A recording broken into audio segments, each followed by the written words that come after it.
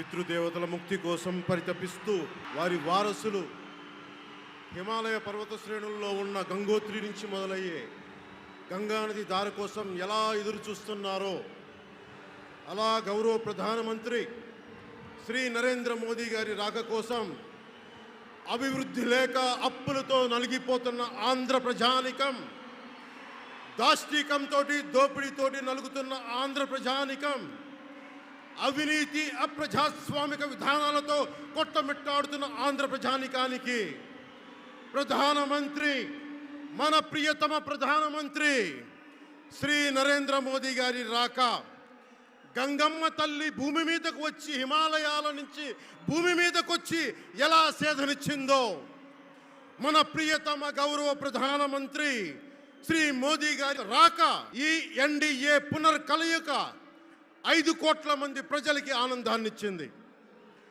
దేశ ప్రజల ఆశీస్సులతో ముచ్చటగా 3వ ప్రధానమంత్రి అవ్వబోతూ హ్యాట్రిక్ కొట్టబోతున్న శ్రీ మోదీ గారికి ఆంధ్ర రాజ్య ప్రజల తరపు నుంచి ఎన్డీఏ కూటమిలో భాగస్వామ్యమైన 3 పార్టీలు భారతీయ జనతా పార్టీ, తెలుగుదేశం, జనసేన తరపు నుంచి శ్రీ నరేంద్ర మోదీ గారికి ఘన స్వాగతం పలుకుతూ హృదయపూర్వక నమస్కారాలు తెలియజేస్తున్నాను.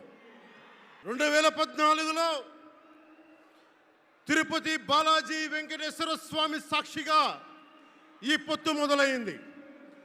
ఈ రోజున ఇక్కడ 2024లో బెజవాడ కనకదుర్గమ్మ సాక్షిగా ఈ పొత్తు వేరే రూపం తీసుకోబోతుంది. దుర్గమ్మ తల్లి స్వయంగా ఆశీర్వదిస్తుంది.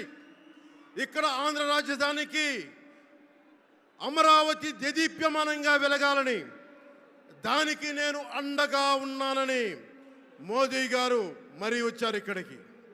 ఒక్కసారి మన కోసం వచ్చిన మోదీ గారికి, మన కష్టాలకు భుజం కాయడానికి వచ్చిన మోదీ గారికి, 5 కోట్ల మంది ప్రజల కోసం నేను ఉన్నానని చెప్పి వచ్చిన మోదీ గారికి ఒక్కసారి బలంగా కరతాళ ధ్వనులతో ఘన స్వాగతం పలుకుదాం. 2014 తిరుపతి బాలాజీ ఆశీస్సులతో ఎన్డీఏ విజయాన్ని సాధించింది, ప్రభుత్వాన్ని స్థాపించింది. 2024లో దుర్గమ్మ తల్లి ఆశీస్సులతో మొదలు పెడుతున్నాం. అంతకు మించిన ఘన విజయం సాధిస్తున్నాం. ఎన్డీఏ ప్రభుత్వాన్ని స్థాపిస్తున్నాం. బిడ్డలకి అండగా ఉండే దుర్గమ్మ తల్లి అయ్య కంటే ఒక ముద్ద ఎక్కువే పడద్ది. అలాంటి తల్లి ఆశీస్సులతోటి మన ప్రభుత్వాన్ని స్థాపించే దిశగా వెళ్తున్నాం. మోదీ గారు డిజిటల్ భారత్ అన్న నేపథ్యంలో దేశాన్ని మొత్తం తీసుకెళ్తా ఉంటే ఇక్కడున్న వైసీపీ ప్రభుత్వం అధికారికంగా ప్రతి చోట క్యాష్ ఎకానమీ అయిపోయింది.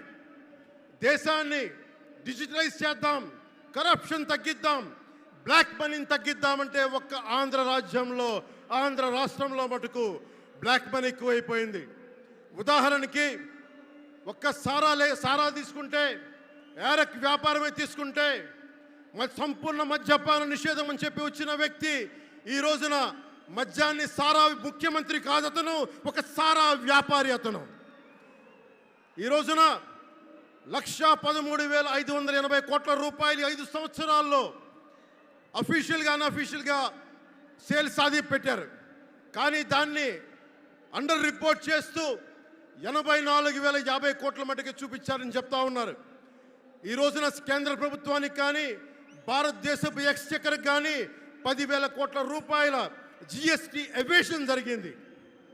అలాగే ఇసుక దోపిడీ, జేపీ వెంచర్స్ పేరు మీద ఆ బినామీలు ఎవరో తెలుసు, ఆ 5 మంది. पवन जरा पुलिस के लोग उनको नीचे उतारिए, नीचे उतारिए उनको। बिजली के तार हैं, आप क्या कर रहे हैं वहां?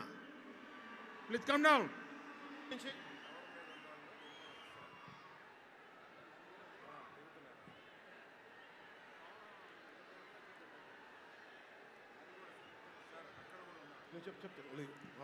आपकी जिंदगी हमारे लिए बहुत कीमती है। प्लीज नीचे आइए। आप मीडिया वालों ने आपकी फोटो ले ली है, आप नीचे आइए।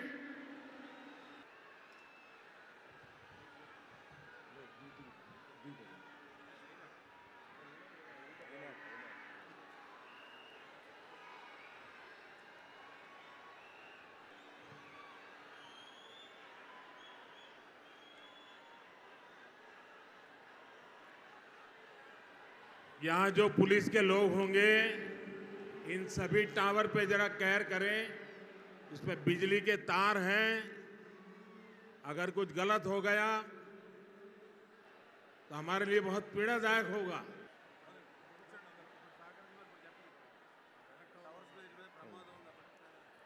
దయచేసి అందరూ ఆ ఎలక్ట్రికల్ లైట్స్ అన్నీ ఉన్నాయి, ఎలక్ట్రికల్ కనెక్షన్స్ ఉన్నాయి. దయచేసి మీ ప్రాణాల మీద ప్రధానమంత్రి గారు ఎప్పుడు ప్రోటోకాల్ బ్రేక్ చేసి మరి మీకోసం వచ్చారు. దయచేసి వాటి మీదకి ఎక్కకండి. సభ సజావుగా జరగాలి, మీరు క్షేమంగా ఇంటికి వెళ్ళాలని ప్రధానమంత్రి మోదీ గారు కోరుకుంటూ మరి సభ కంటే ముందు వచ్చారు. ఆయన మాట్లాడగల సమయం కంటే కూడా ముందు వచ్చారు మీకోసం. దయచేసి బాబు మీరు కూడా దిగిపోయింది అక్కడి నుంచి, ఆ టవర్ నుంచి దిగిపోమ్మా. నువ్వు కూడా దిగిపో, 6 నుంచి ఒక్క దిగిపో.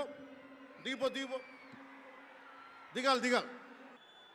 చుట్టుపక్కల ఎవరైనా టవర్స్ మీద ఎక్కుతాను దయచేసి డిస్కరేజ్ చేయండి.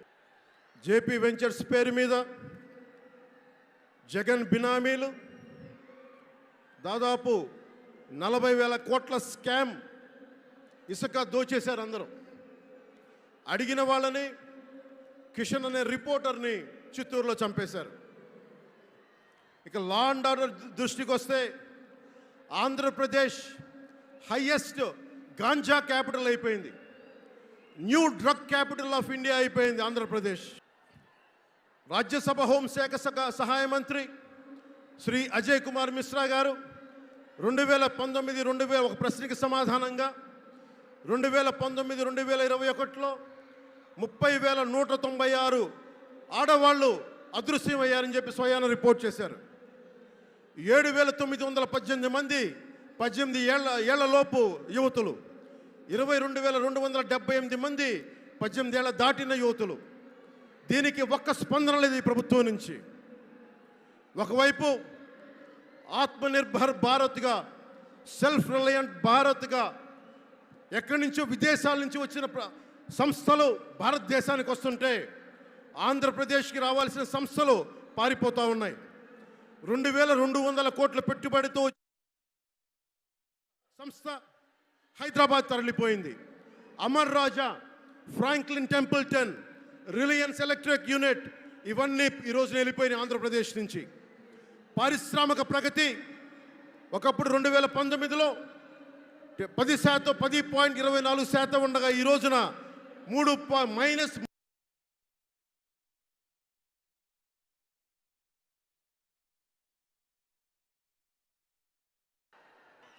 దయచేసి మీరు అందరూ మైక్ సెట్ మీద పడకుండా దూరంగా వెళ్ళండి. అందరూ దయచేసి మీ ఉత్సాహం రాష్ట్రం వైపు చూపించండి, దేశం వైపు చూపించండి. మైక్ సెట్ మీద పడితే మనకి మాట్లాడటానికి ప్రధానమంత్రి గారు విలువైన మెసేజ్ ఇస్తారు.